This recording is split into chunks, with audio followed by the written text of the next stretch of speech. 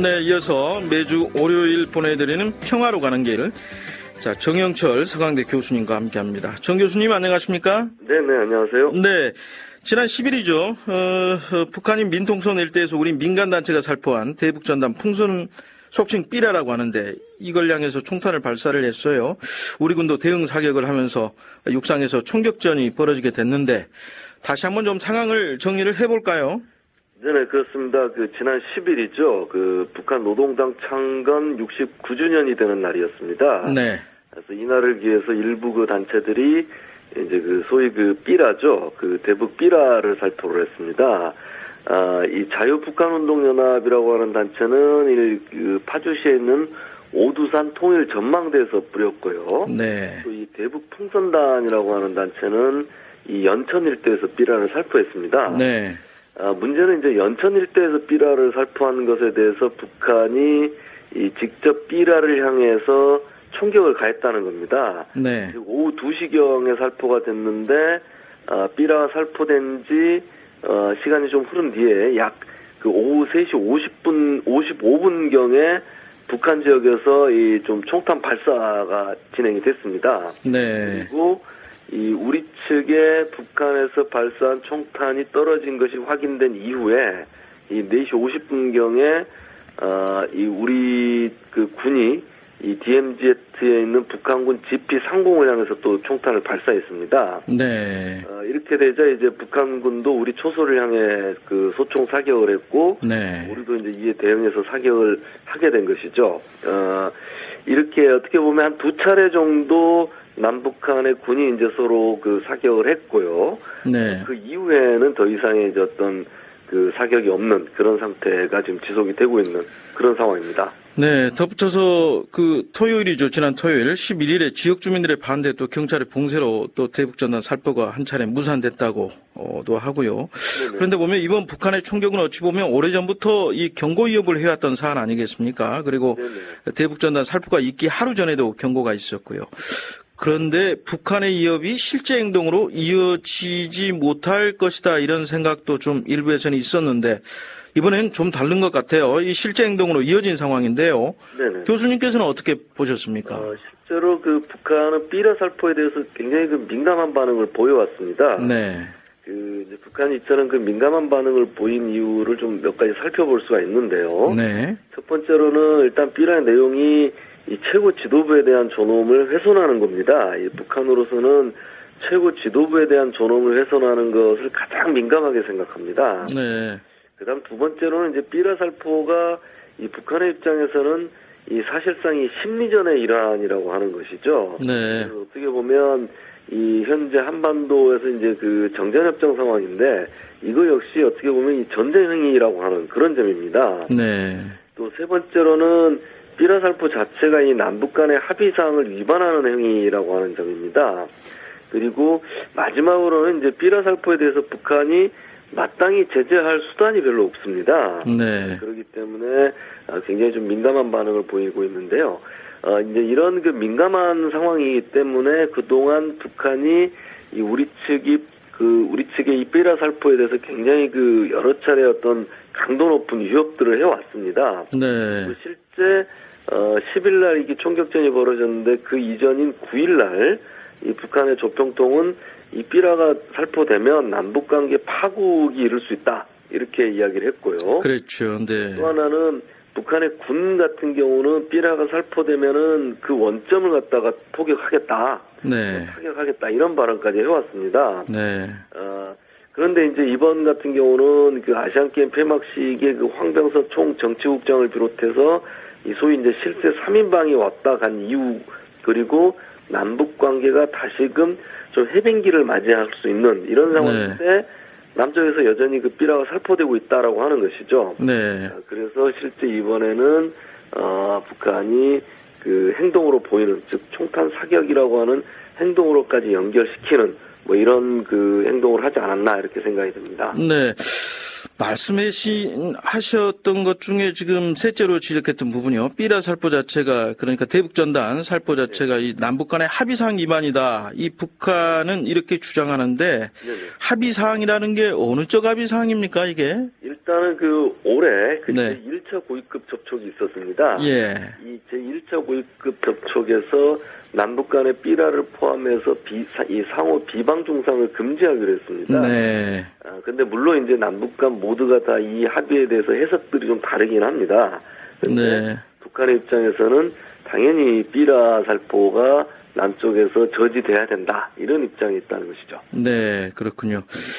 이 한편에서는 이 북한의 총탄 사격이 대북 전단을 겨냥한 거지 우리 지역을 직접 겨냥한 건 아니지 않는가. 그런 점에서 보면 현재 남북이 합의한 제2차 고위급 접촉이 그대로 진행될 가능성도 있지 않느냐 이런 관측도 나오는데요. 네네. 어떻게 보고 계십니까? 네, 일단은 북한도 발표를 했는데요. 네. 10일 날에 이 총격 사건이 있은 후에 북한의 어떤 조평통 발표라든지 조선중앙통신 그리고 노동신문을 통해서 남북 관계가 다시 원점으로 갈 수도 있다 이런 식의 표현들을 하고 있습니다. 네. 이 말은 남북 고위급 접촉이 무산될 수도 있다 뭐 이런 이야기거든요. 그렇지만 또 다른 한편으로는 앞으로 남한 당국이 어떻게 나오는가에 따라서 달라질 수 있다 또 이런 식으로 여지도 남겨놓고 있습니다. 네. 그리고 또 어제는 북한의 이 고위급 접촉 대변인이라고 하는 명의를 통해서 남북 관계가 굉장히 어려워졌고 고위급 접촉이 무산될 수도 있다. 그렇지만 아직까지는 고위급 접촉이 유효한 것이다. 또 이렇게 이야기를 하고 있습니다. 네. 그렇기 때문에 전체적으로 보자면 현재 좀 불투명하기는 하지만 네. 이 고위급 접촉의 가능성은 아직 유효한 것이 아니냐 이렇게 좀 판단이 되고요. 예. 다만 앞으로 이 우리 정부가 삐라 살포에 대해서 좀 어떤 대책을 세우는가 이런 것에 따라서 조금 달라지지 않겠는가 이렇게 보여집니다. 네.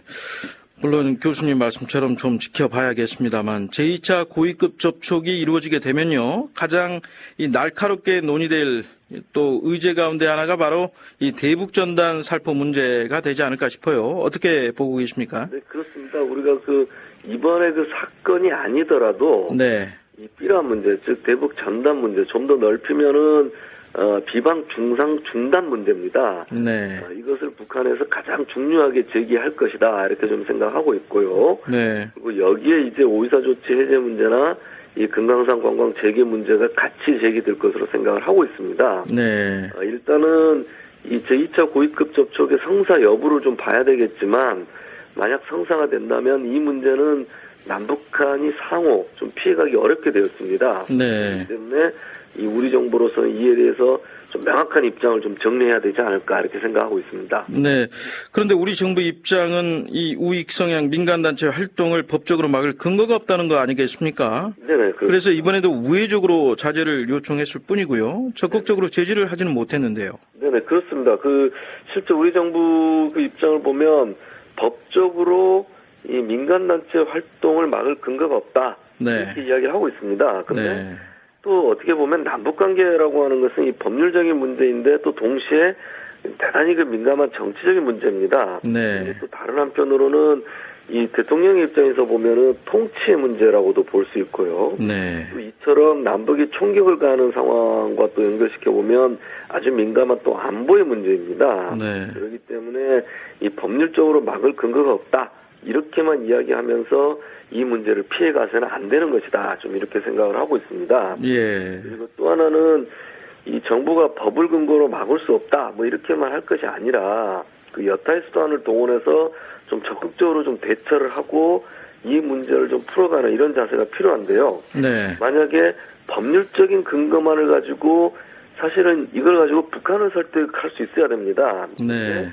지금까지 북한을 설득하지 못하고 있는 것이고 오히려 북한은 정부가 사주하는 것이다 이렇게 좀 생각을 하고 있습니다. 네. 만약 우리 정부가 이런 자세만을 가지고 있다면은 이 문제는 이 북한을 설득할 수도 없고 또 문제가 쉽게 풀리지도 않게 될 것이고 또 이 문제로 인해서 남북 관계라고 하는 더 큰 문제를 풀지 못하는 이런 상황에 처한다는 것이죠. 네. 그래서 정부가 조금 더 좀 적극적인 자세로 이 문제를 좀 풀도록 좀 나서야 되지 않을까 이렇게 생각하고 있습니다. 네.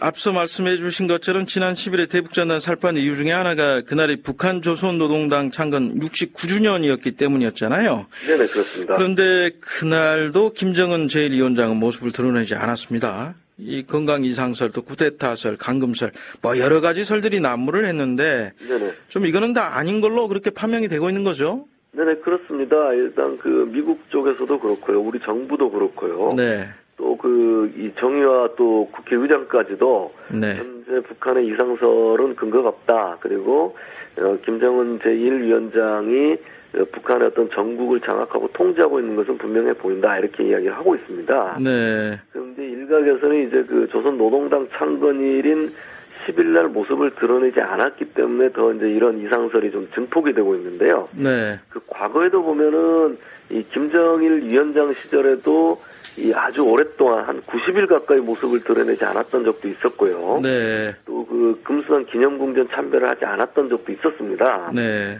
근데 현재 이 김정은 제1위원장 같은 경우 한 40일 가까이 모습을 드러내지 않고 있습니다. 네. 근데 현재 북한 체제는 좀 정상적으로 좀 돌아가고 있고요. 네. 또 하나는 이 김정은이 전문가 같은 형태로, 즉 어떤 글이나 서한 등을 통해서 정상적으로 이 국가 사무를 보고 있는 것으로 이렇게 좀 판단을 하고 있습니다. 네, 알겠습니다, 교수님.